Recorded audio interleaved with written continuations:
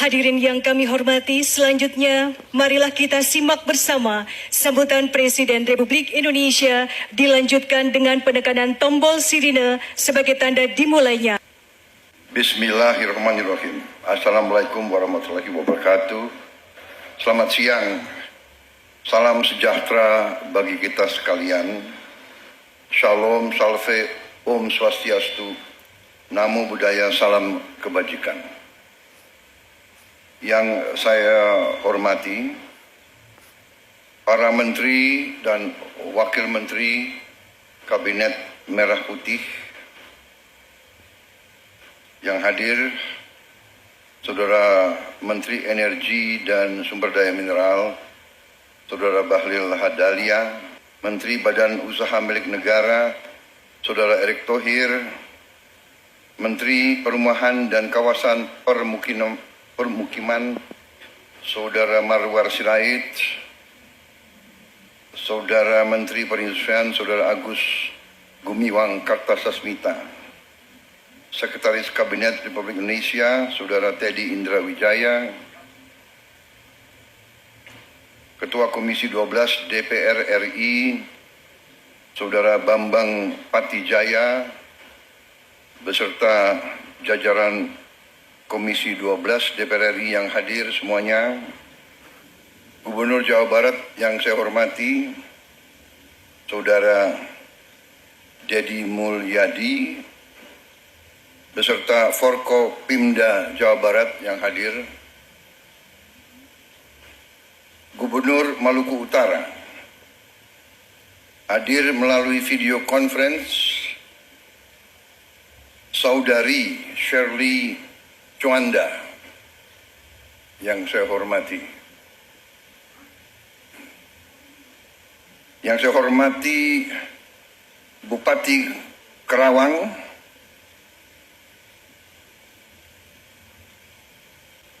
ucapan yang benar, Karawang.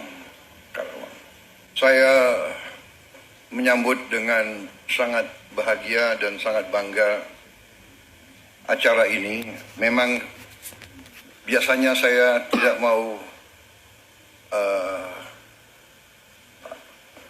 ada PW ada di sini, Pak. Muka familiar itu, jadi saya sapa juga. Siapa lagi? Di absen yang nggak hadir siapa ini?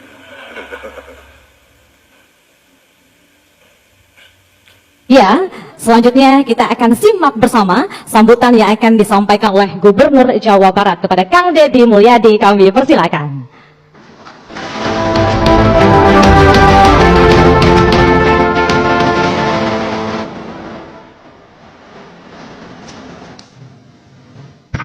Assalamualaikum warahmatullahi wabarakatuh.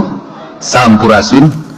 Yang saya hormati, saya muliakan dan saya banggakan Menteri Kelautan dan Perikanan Republik Indonesia, yang dalam pandangan saya sebagai mantan Wakil Ketua Komisi 4 DPR RI sudah melakukan perubahan-perubahan yang cukup signifikan, membuat inovasi-inovasi dalam pengelolaan kelautan Indonesia, termasuk tidak menekankan budget pada hanya anggaran di kelautan yang relatif kecil. Untuk itu saya atas nama masyarakat Jawa Barat mengucapkan terima kasih pada Bapak, karena kejayaan Menteri Perikanan adalah kejayaan rakyat Jawa Barat. Yang saya hormati Pak Dirjen Budidaya, ya. Ini ada dua nama, ada Budi, ada Daya. Kemudian yang saya hormati Sekretaris Daerah Provinsi Jawa Barat, para staf dan tenaga ahli menteri, saya ucapkan terima kasih. Ini ada Pak TB, kemudian ada Pak Irjen tadi, saya ucapkan terima kasih. Ini tetangga saya waktu di Purwakarta, dulu pernah dinas menjadi kepala bagian lalu lintas di Polwil Purwakarta. Saya ucapkan terima kasih, sudah ketemu dalam keadaan bintangnya sudah 3. Saya jangankan dapat bintang, Pak, dapat jodoh aja susah, Pak. Saya hormati, ini yang paling pertama datang Bupati Karawang, ya, terima kasih. Kedua datang Bupati Indramayu, ketiga datang Bupati Subang, yang terakhir datang Raja Bongkar Bupati Bekasi. Saya ucapkan terima kasih. Hadirin yang berbahagia, kita memahami bahwa ada culture, Pak Menteri, yang harus dirubah dalam mindset berpikir rakyat kita. Laut itu adalah kekayaan alam Indonesia yang paling besar. Tetapi sampai hari ini fokus berpikir kita masih di darat, masih berebut cari rezeki di darat, dan hampir melepaskan laut yang luas. Di hulu, kita tidak menghargai sungai. Rumah-rumah membelakangi sungai. Membuang limbah rumah tangga ke sungai. Membuang limbah industri ke sungai. Dan pada akhirnya bermuara ke laut. Problematika di darat akan menimbulkan kekacauan di laut. Perspektif itulah yang mendorong kami untuk terus-menerus melakukan pembenahan, membongkar kembali bangunan-bangunan di bantaran sungai di seluruh provinsi Jawa Barat, menanami pohon kelapa, dan kedepannya akan dijaga oleh satuan marinir. Ini adalah cara untuk mengembalikan kembali kejayaan tanah kita dan kejayaan laut kita. Hulunya mengalami problem sedimentasi, pembalakan liar, perubahan areal hutan menjadi kebun sayur, melahirkan bongkahan-bongkahan tanah yang terus menguruk sungai, yang pada akhirnya menjadi problem di muara. Efek dari itu adalah pendangkalan muara sangat tinggi, pendangkalan aliran sungai sangat tinggi, dan biaya recovery-nya mahal. Biaya recovery mahal yang dilakukan oleh Kementerian PU terhadap upaya pengerukan sungai berhadapan lagi dengan apa? Perubahan daerah bantaran sungai yang sudah bersertifikat dan berbangunan beton. Problematika ini harus diselesaikan, dan saya mentargetkan dalam 2 tahun di Jawa Barat tidak ada lagi bangunan liar di sungai, tidak ada lagi sertifikat tanah di daerah sungai, tidak ada lagi pendangkalan muara. Yang berikutnya adalah aliran sampah. Problematika pengelolaan sampah di hulu itu berdampak pada dengan mudahnya orang mengalirkan sampah ke sungai, baik sampah rumah tangga maupun sampah yang dikoleksi dalam sebuah rumah tangga, yang pada akhirnya laut itu menjadi kumpulan dosa. Karena laut menjadi kumpulan dosa, maka laut mengalami problem lagi. Mangrove-nya dibabat, terjadi abrasi. Lahirlah lingkungan-lingkungan kumuh sepanjang pantai, anak-anak tidak diarahkan untuk memahami laut secara utuh. Sehingga orang berpandangan sepanjang garis pantai adalah sepanjang pandangan yang tidak menyenangkan, yang dianggap sebagai basic kemiskinan. Padahal dalam perspektif kemanusiaan, kebahagiaan itu selalu ingin didapatkan di 2 tempat. 1, kebahagiaan itu ingin didapatkan di pantai. 2, kebahagiaan ingin didapatkan di gunung.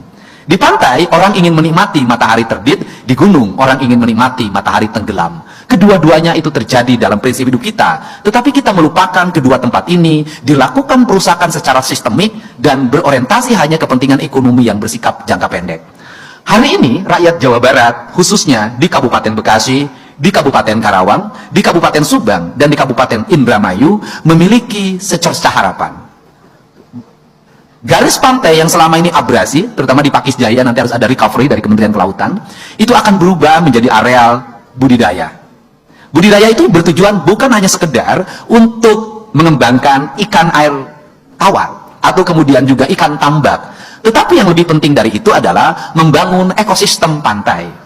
Ekosistem pantai itu terdiri dari mangrove, kemudian muara pantai yang terurus, sistem budidaya yang memiliki basic ekologi, kemudian orang yang mengelolanya didasarkan pada kebutuhan akan pakan ternak yang memiliki efek lingkungan yang membangun ekosistem perairan, kemudian anak-anak muda yang dididik secara baik bagaimana mengembangkan budidaya yang berdasarkan hitungannya tadi hampir 120.000 tenaga kerja, ditunjang oleh sistem transportasi laut dan transportasi darat yang terkoneksi, jaringan informasi yang terkoneksi, sarana pendidikan yang saya tekankan tadi, sekolah-sekolah kelautan atau SMA yang memiliki kelas khusus kelautan yang harus dibangun di daerah-daerah pantai, rumah sakit nelayan, baik rumah sakit di pantai, di daratan, atau Pemda Provinsi Jawa Barat harus segera membeli kapal nelayan yang di dalamnya ada rumah sakit nelayan yang bisa bergerak melayani nelayan dari satu pesisir ke pesisir lain secara bergiliran. Setelah itu, Dinas Perhubungan membangun fasilitas jaringan landasan pesawat sepanjang 2 km jalan berbeton yang bisa digunakan oleh pesawat-pesawat kecil untuk mengontrol sampah, mengontrol jaringan aliran sungai, kemudian mengontrol masyarakat yang bisa digunakan sebagai ambulan udara. Perspektif itulah bagian dari komitmen kita bahwa Jawa Barat adalah daerah perairan. Daerah perairan yang subur disebutnya Cimahi, daerah perairan yang susah itu disebutnya Cisaat. Tepuk tangan, ini kan itu. Nah, perspektif itulah yang sebenarnya, jadi kalau kita ngomong branding, jadi branding laut itu sudah diberikan oleh leluhur kita.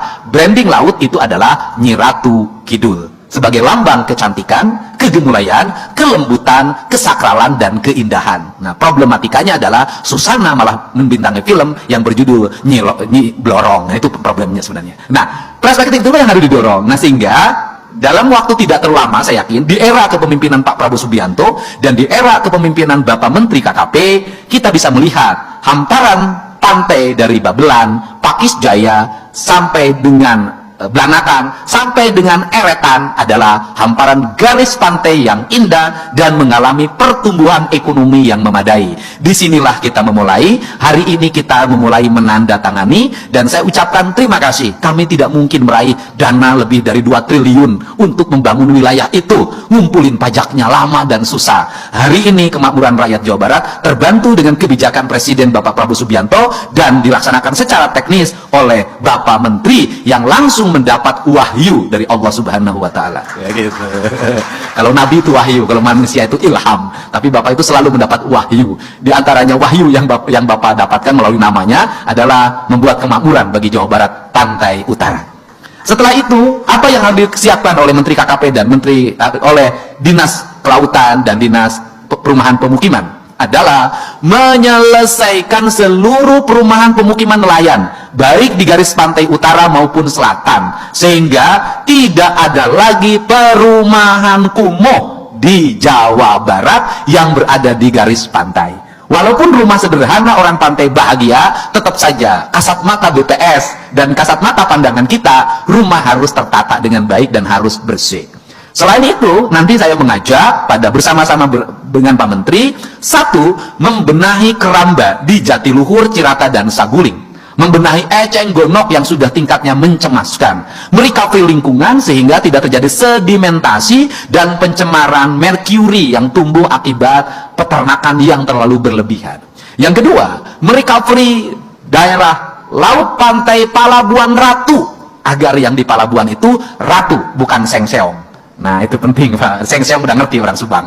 Nah, ratu, sehingga menjadi tertata, dan saya meyakini kalau seluruh garis pantai Jawa Barat tertata, sungai-sungainya bersih, sedimentasinya terselesaikan, kemudian garis-garis sepadan sungainya berjejer nyiur, pantai-pantainya melambai nyiur, dan mangrove, saya yakin Gemah Ripah Repeh Rapi akan segera terwujud, Indonesia maju akan menjadi kenyataan. Untuk itu, saya mengucapkan terima kasih. Mudah-mudahan MOU ini adalah jalan menuju Jawa Barat istimewa dan Indonesia maju. Terima kasih, saya tidak akan terlalu panjang, karena saya datang ke sini bukan hanya menandatangani MOU, tapi cari jodoh juga. Terima kasih. Wallahu muwaffiq ila aqwamit thoriq. Assalamualaikum warahmatullahi wabarakatuh. Sampurasun. Rampes, selamat dengan Gubernur Jawa Barat Kang Deddy Mulyadi untuk tetap berada di